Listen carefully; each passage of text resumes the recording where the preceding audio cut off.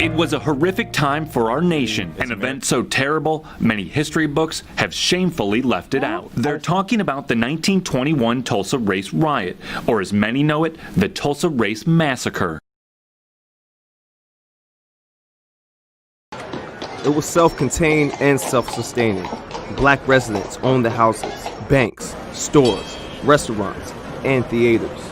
It was a thriving neighborhood, an American success story, but not everyone in Tulsa felt that way. The KKK was putting down roots throughout the city. Mob justice was on the rise, lynchings were common, and the police were often nowhere to be found. On the morning of May 30th, a few seconds in a building in downtown Tulsa brought all of those tensions to a head. Two teenagers, a black shoe shiner named Dick Rowland.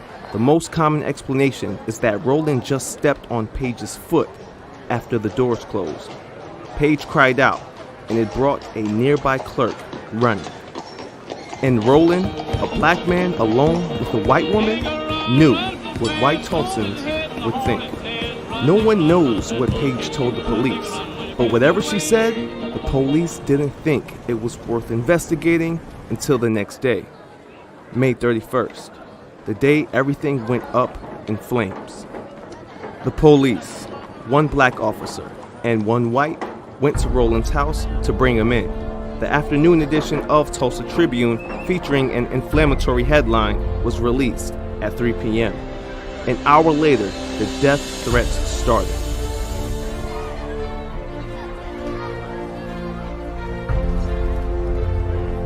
We're gonna lynch that Negro, that black devil who assaulted.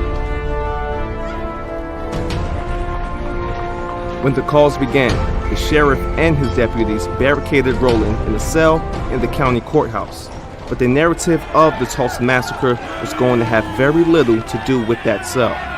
Word had spread throughout Tulsa that Rowland was in danger. Black Tulsans gathered at the Dreamland Theater, the pride and joy of Greenwood. 24 hours later, it would be rubble. The police hadn't stopped lynchings before. Black Greenwood residents figured that the only solution was to take matters into their own hands. Black Tulsans went to the courthouse to offer help to the deputies protecting Rowland, and the mob was not pleased. A white Tulsan reached for a black Tulsan's gun and started a struggle. The shot that resulted might have been an accident, but the hundreds that followed it over the next 24 hours were not. To the whites at the courthouse, that errant shot was permission to unleash the rage that had been building for hours. But really, this was a rage that had been burning as long as wealthy, thriving Greenwood had been in Tulsa.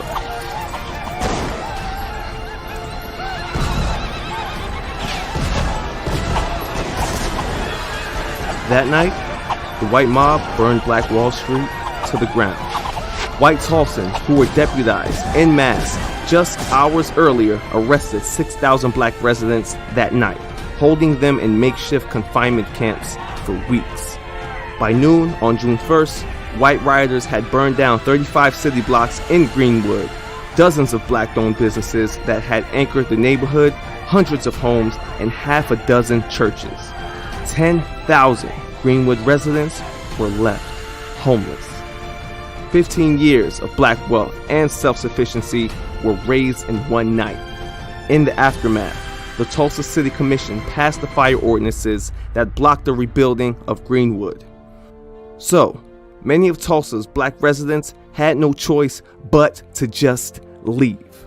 Most of the victims of the massacre were piled into unmarked graves and buried.